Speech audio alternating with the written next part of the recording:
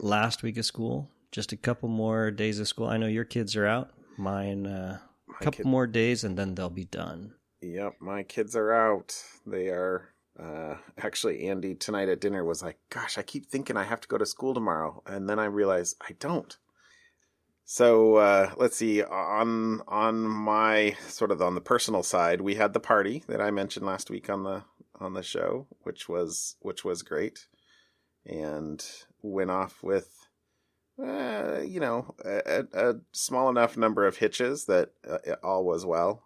I guess the last sort of coup de grace though was we had rented tables, and actually it was tables and place settings and everything else, which was awesome, just from like an event rental place. And right. The cool thing was you just sort of had to scrape the plates and stack them in these bins and just hand everything back dirty, basically, which at the end of a long day was, felt pretty heavenly. And, but we have a horse trailer, and I took them back, returned them Monday with the trailer. And I think that it's just like in this business, one of those business parks that's just full of warehouses and, not really storefronts, but there are speed bumps in between every set of buildings. And evidently I was slower when I was coming out of there because nothing broke, or maybe they were packed tighter, or I don't know what, but I broke a bunch of plates when I was returning them. And, I pull up to the place, say, hey, I'm here. We just want to give the stuff back. We pull open the back, and I see all these broken plates. And I was like, oh, you're killing me. Well, whatever. Fortunately, they were only like $3 per broken plate, which I feared it would be like 10, or I had no idea what to expect. But they were like, well, we'll just count them and send you a bill. I'm like, thanks. I appreciate that.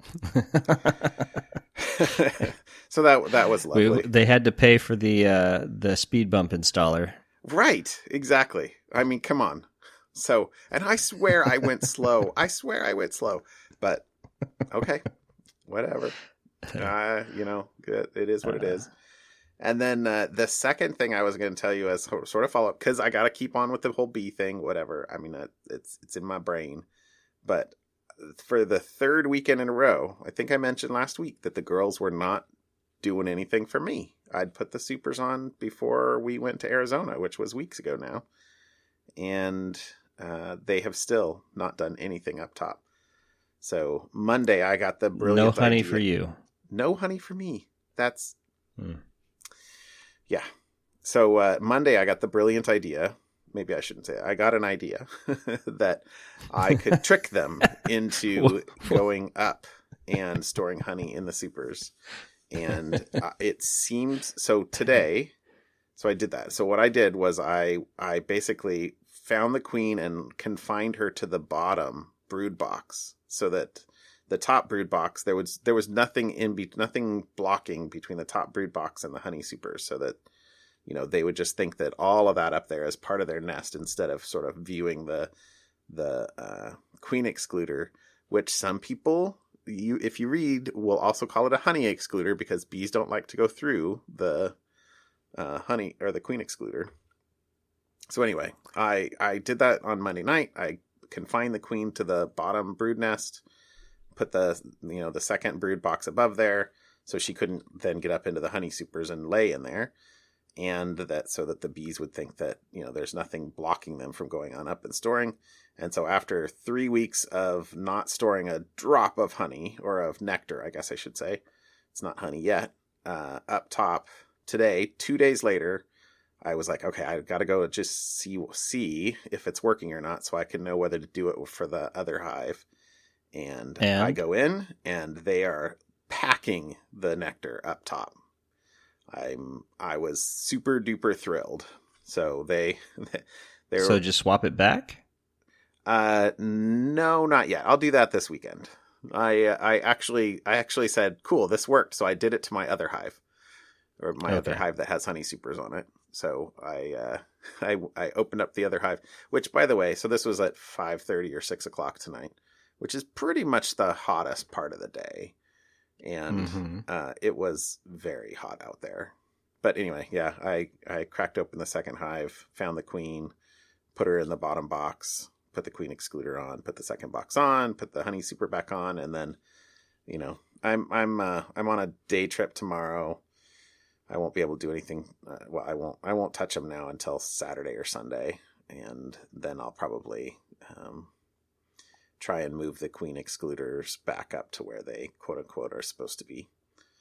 So anyway, I was just super excited about that experiment. It seemed to have worked, and there we go. I'm feeling like I'm gonna get honey again this year. So we'll see. All right.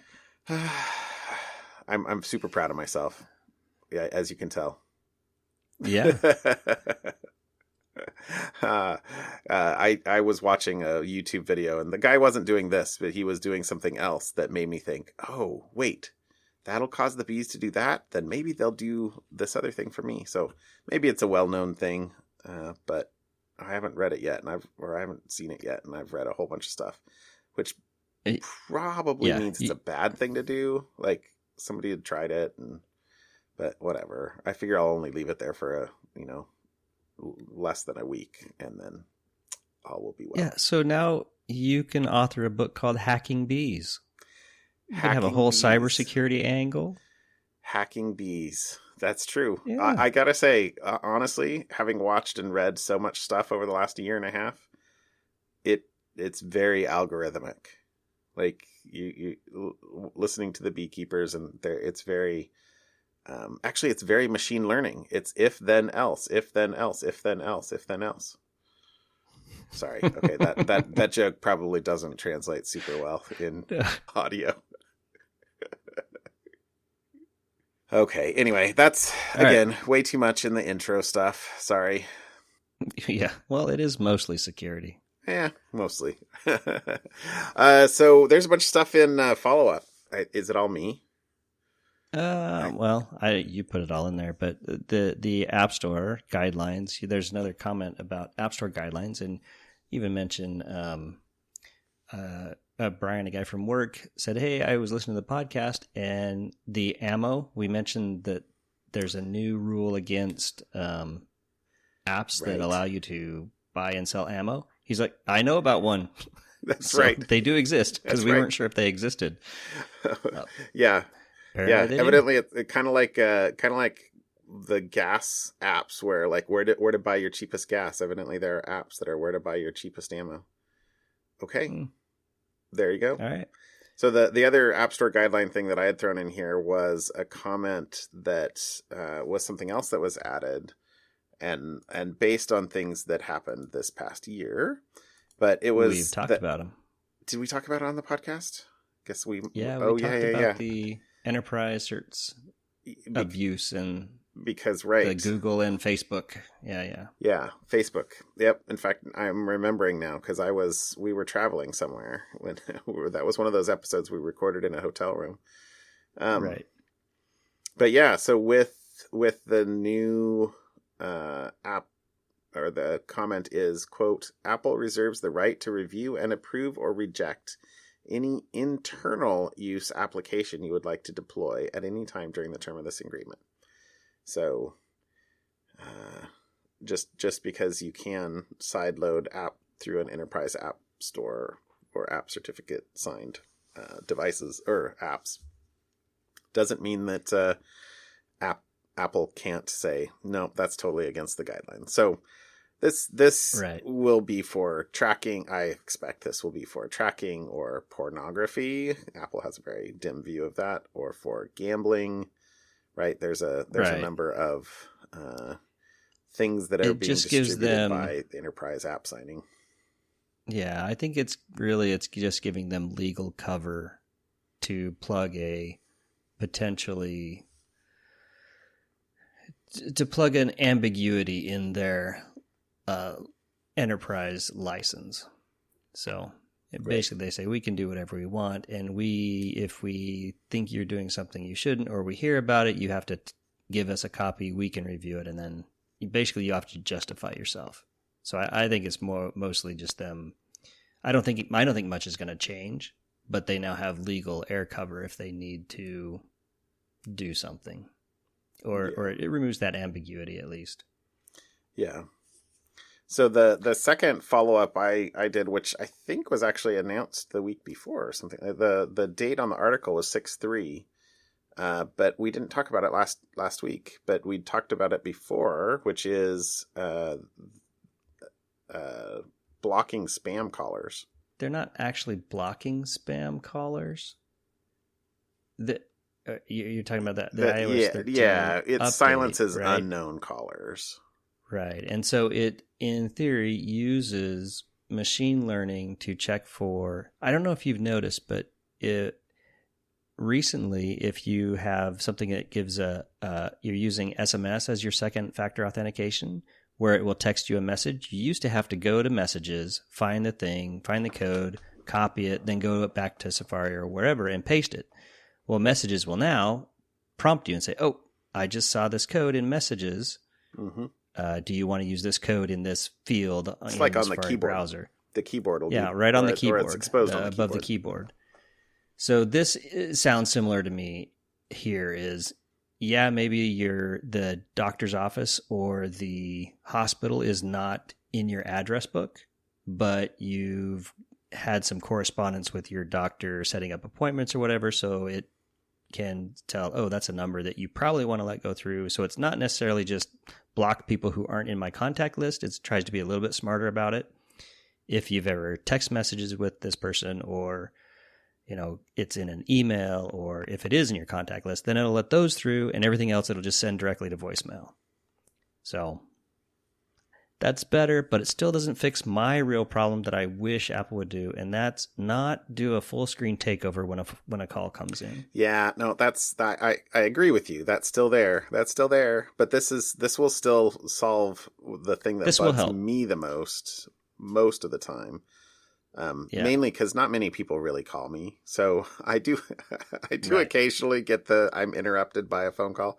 In fact, I got interrupted by, when I was recording a video the other day, which really kind of angered me. I think I might have mentioned that. I don't remember. But I still get 5 or 6, because I'm not paying for any service from the carrier or an app. But I still get 2, 3, 4, sometimes 5 or 6 calls a day from numbers that are not even from in-state, because my cell phone number is out of state. So literally anytime I look at the number and it's a quote local number to my cell phone, which is not a local number to me, I ignore it, which is kind of helpful, actually. I'm kind of glad I don't have a number with an Oregon area code, because if an Oregon number calls me, I actually answer it. Good to know. Yeah. Well, spammers, there you go. That's how you get me to try and answer. Yeah, I was paying for a service, and I liked it because it worked pretty good, but it wasn't. It was not going to be as good as what this appears to be. So, yeah. I spent way too much time on that. I'm looking forward to it. One follow up. Okay, so I have the last piece of follow up, and this was because we were talking about package security. Actually, we've talked about package security a couple of times, right? But we talked about package security not too long ago, and it is cryptocurrency. So we need to hit that bingo slot once every few weeks. But this is a post from npmjs.org, so the Node package manager. Foiled a plot to steal cryptocurrency.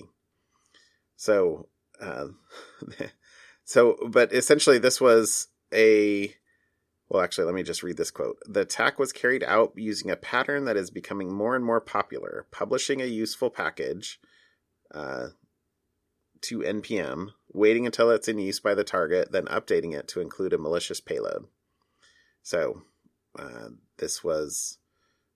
so NPM is the Node package manager. It's used by Node or Node.js to ship where anyone can post packages there. But the struggle is that a lot of developers across the planet, in fact, the default installation and default out-of-the-box development environments will automatically pull and resolve dependencies. It's very, very handy when you can just, init an app and it will pull down everything that it needs. And, the templates can be built into the command line, and it makes it super easy to get started.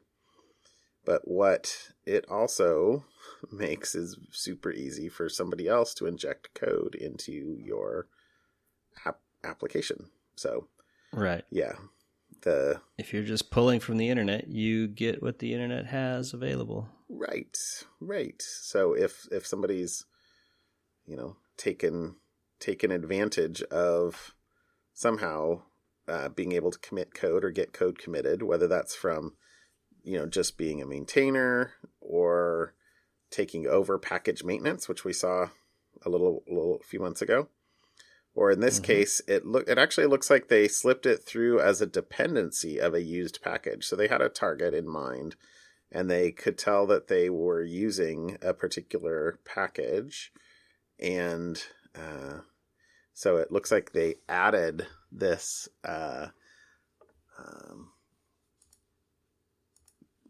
malicious package as a dependency of the package that was being used. So anyway, just a little bit of follow up with, I wanted to get the link into this in. It's not a super long article, but you could tell that it's only going to get worse. How do you manage that? You're going to have to start pulling all your dependencies in locally. Make sure you have a vetted, approved set of dependencies, and then build from that. Which there are lots of tools to allow you to do that. But... Yeah. All right. Yeah, we talked about that. Okay. So we'll get that posted so you see a link to that. How about a topic for real? What you got for me? I have two, kind of small. So there's one, we've talked about Have I Been Pwned a whole number of times over the years. The site you can go to that Troy Hunt runs that allows you to look up if your email or if your credentials were used in any breach. And we've talked about how he's hooked that up with Cloudflare and a number of other things, how cool this service is and how it's really becoming, for a guy who's just kind of been running it on his own for a long time, he is now the amount of requests and data and stuff coming into him, it exceeds his ability to do it. So he is looking to sell, I guess, or have a larger company take ownership of Have I Been Pwned with him as part of it. He says, hey, I'm coming with it, but I really think I need some help with this. And he's got his commitments to the future of Have I Been Pwned, what he wants it to be, and I'm sure he will, whatever company picks it up, I'm sure there's plenty out there that would like to have access to the amount of data he has amassed and kind of the goodwill that Have I Been Pwned has across the cybersecurity landscape. So it'll be interesting to see what happens to Have I Been Pwned over the next several weeks, I suppose. We'll start seeing stuff trickle out here soon, but maybe that's an interesting one. I wouldn't be surprised if it was a longer process. I mean, he's done some great work over the course of the last, I think it's been like 4 years or so since he released it. I thought I saw 4 years somewhere in the article. But yeah, it's been a while. Yeah, I can easily imagine, especially since he does other things too. Right. All of his Pluralsight courses and consulting courses, and I mean he's got to be running pretty ragged. Yep. And then my so I just thought that was cool. Read that article. It's interesting. If you've ever used Have I Been Pwned, it's an interesting kind of review of his history of it. And the second one I have, there is a proof of concept for a Vim or NeoVim arbitrary code execution inside Vim. So hey, if you run Vim, go update update your update Vim. There's a GitHub repo that you can go see the proof of concept and actually run it yourself. So if you have an unpatched version, and guess which versions remain unpatched, especially in the Unix area, I'm gonna guess. Typically for a lot of different things. Oh, I don't even. What's my Vim? Your and my favorite Macs. So of course. This is currently not fixed on the Mac. Oh, wow. Which Vim? Yeah, this is user bin Vim, so this is installed by default with Darwin, I guess. And it is version 8.0 compiled February 22nd, 2019. Let's see. But it's the 2006 16, but it includes patches. It includes a number of patches. I don't know which patches those are. Yeah. So I use the one compiled with Homebrew. Yeah. So. Yep. So anyways, go patch your Vim. If you know what that means, you probably know how to patch your Vim, because there are fixes. There are patches for it. But all right. So I should do brew install Vim. Probably update. But right. Yeah, we'll see. Yeah, we should not do that. I just typed it, so now our audio will be just a tiny bit delayed as my computer tries to suck down something over the thin straw that is my internet. Okay, so but hold on, I threw this topic in mine, but because you didn't throw it in yours, but you have to talk about the Android. Backdoor installed malware.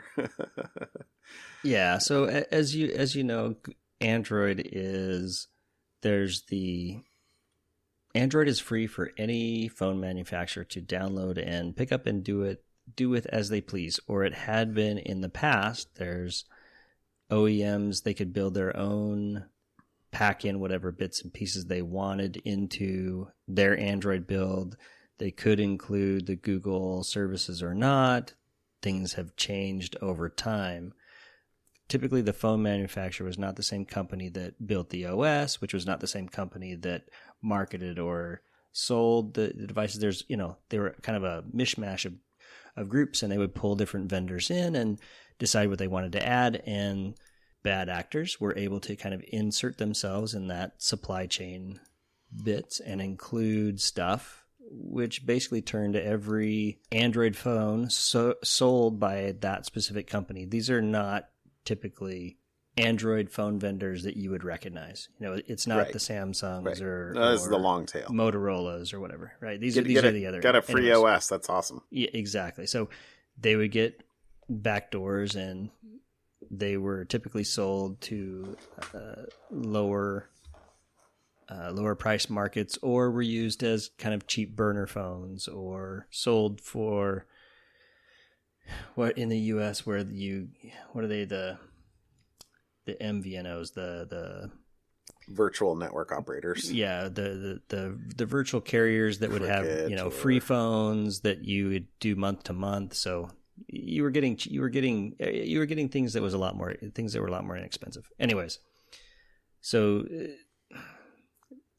the attackers were able to install malware and pretty much own the phone, do whatever they wanted as part of the manufacturing process. As part of the manufacturing process. So it's not like you downloaded, you got the phone, pulled it out of the box, and then went and sideloaded something bad, and it's your fault. It came out of the box already with malicious software installed on it, out of the shrink wrap. And impossible to remove because you reset the firmware. It's in the original system image. So yeah, that's so just brutal. Yeah. So Google's of course, trying to fix some of those things. It also speaks to Apple's approach, where they own everything and do everything. They have less of a a potential for this type of thing to happen. So you read the article. All right. Okay. Well, I thought we had to bring that up.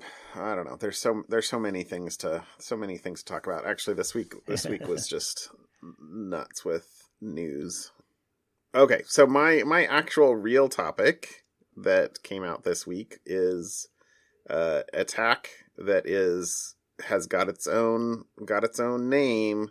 So it's a good one. Website. It's got its own website, Rambleed. Rambleed.com. So I wonder how many sites or how many names they went through before they found one that was A, cool, and B, they could get the .com for. Right. Could be, I don't know. I can imagine a bunch of them, and so I'm just picturing somebody at the hover or the DNS registrar going, Ram suck, Ram this. I don't know. Anyway, Ram bleed, yeah. Ram drip. Anyway, so this was an interesting release, I thought, for a couple of reasons. The first of which is that so this is let's see, this builds on top of Rowhammer, which was that last year or 2017? I should have had that in front of me, but they with Rowhammer they demonstrated that it's possible to flip bits that were not directly accessed. So right. You could basically, if you hammer your own memory that you control hard enough, just continually setting bits, or I think reading, but you're not operating outside of something that you have range for, but you're hammering. That's why it's called Rowhammer. Hammering your bits, you can cause adjacent bits in RAM to flip, because really we're working at microscopic, nanoscopic, right levels. So there's feedback, there's interaction down at the gate level on the memory chips. So this though was building on top of Rowhammer. So Rowhammer was about modifying data that you didn't have access to. So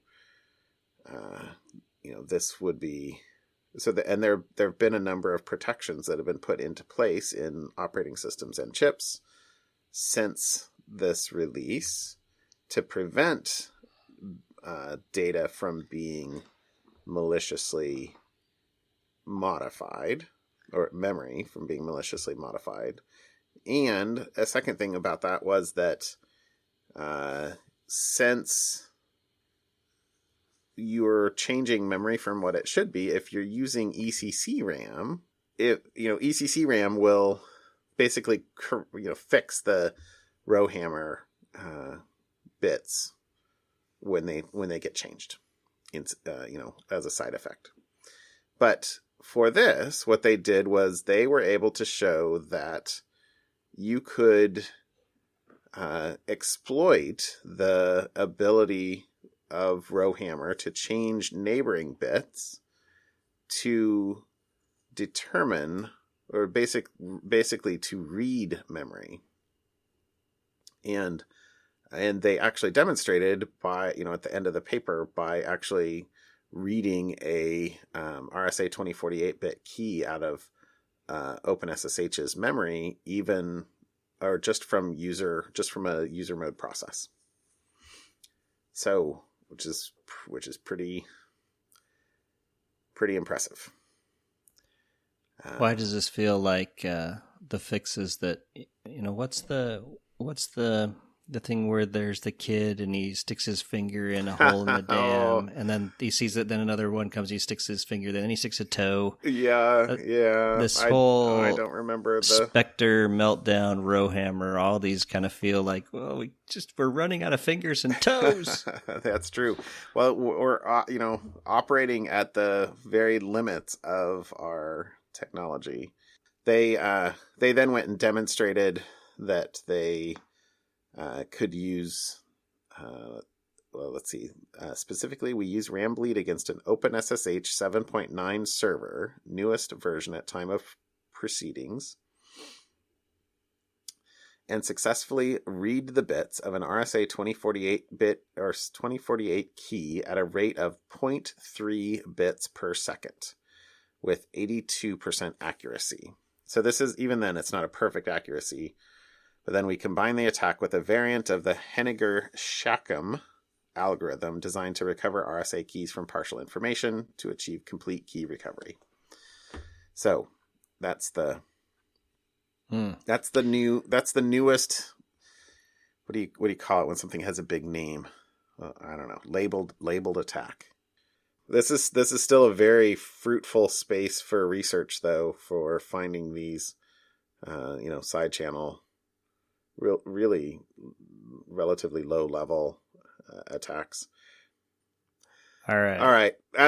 That's enough of topics. We better get to something fun, or this is going to be an hour episode. We've never hit an hour yet. We tonight shouldn't be the first. No. Since I'm editing, it won't be an hour, even if it does go. Even if it is an hour. You're a much harsher critic than I am. So my something fun. I've been struggling with finding something fun. I shouldn't say it that way. I have just not been up to snuff in the last few weeks figuring out something fun. And I don't know if today's is something fun. It's more a something fun story for me. So a couple months ago, I noticed that my ISP, my internet provider, it's Frontier Fios. So I have potentially high-speed internet access to my house. And I have had 100 megabit for a couple of years now, I think. 100 megabit up and down, and it's been fine for what my family uses. We don't really max it out. But I saw an ad or an email or something where I could get 200 up and 200 megabit up and down for cheaper than I was paying with my old contract for 100 megabit up and down. And so I said, well, I should call them up and have them come out. And there was a couple back and forth at first. And so they said, oh, we're going to have to send somebody out, but they're going to charge us $75. I'm like, I don't want to pay somebody. It's not that big a deal. It's only $5 less. Anyways. So I finally got to the point where I'm like, all right, I'm going to have somebody do it. So I call the second time and they said, oh, we don't need to send anybody out. We just need to send you a new router. So they sent me a router.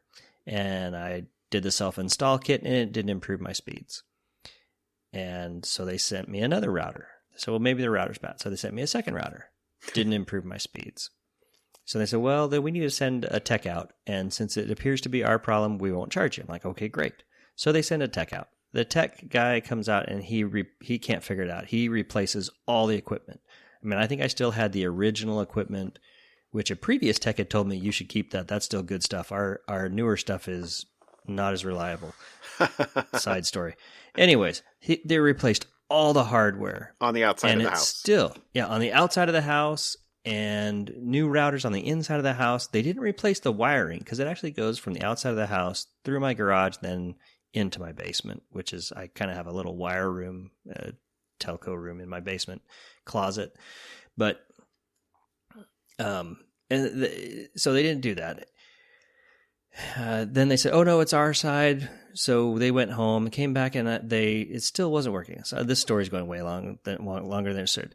Finally, I get another tech to come out, and she was, I think, the first person that actually, because I would tell the techs, I think this is a problem, because if you look at the router, it says max speed is 100 megabit. It should say max speed is 1 gigabit. Mm-hmm. And then, no, it's fine. People on the phone. Anyways. So she actually looked at it and goes, oh, yeah, that's weird. So she spent 2 hours with me basically debugging. She had this tool where she could clip on the wires to see what the distance was from the outside, and we plugged in. This is the first time anybody said, hey, how about if we plug the router in outside on the outside of the house and see and it was getting gigabit speed out there. Right. And so I'm like, yay, someone who's finally helping. And so we're going back and forth, and she says, well, I've got this tool that can tell me how far before the wire doesn't work.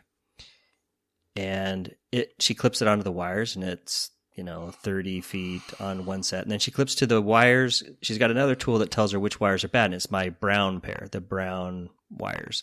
7 and 8 wires are not working or have bad. So we start replacing some of the wire, and she pops open, she clips one in from the inside of the house to the outside of the house and tries to pull the wire through, because we were just going to start replacing segments of the wire to see where, because it should have only been 4 feet. Turns out that inside the wall, a previous tech had joined the wires together, but didn't join the brown wires together, and it was buried inside the wall. So thank you, crazy. Whoever that person was. So all this stuff could have been figured out had the original person who done the wiring not taken a shortcut and,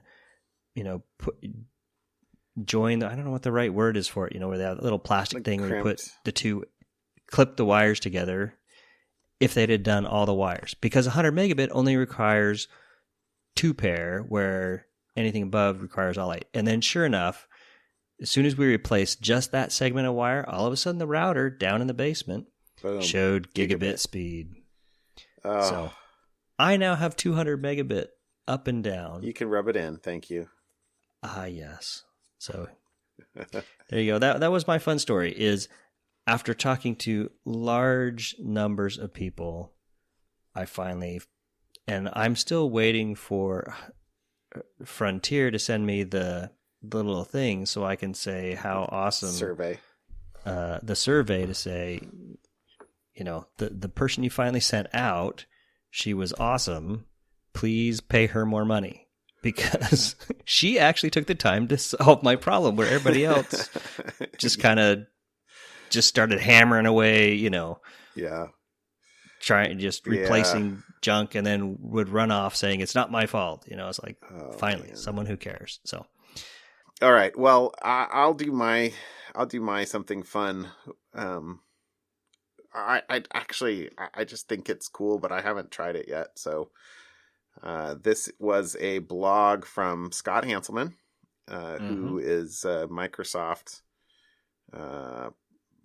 evangelist, I think. I don't actually know what his job title is these days, but he has a podcast that I have listened to off and on for many, many years. And he did a blog that was about Visual Studio Code remote development over SSH. So, and to a Raspberry Pi. So basically, you can go onto a Raspberry Pi, and I've done this on my Pis, where I'm basically editing in VI.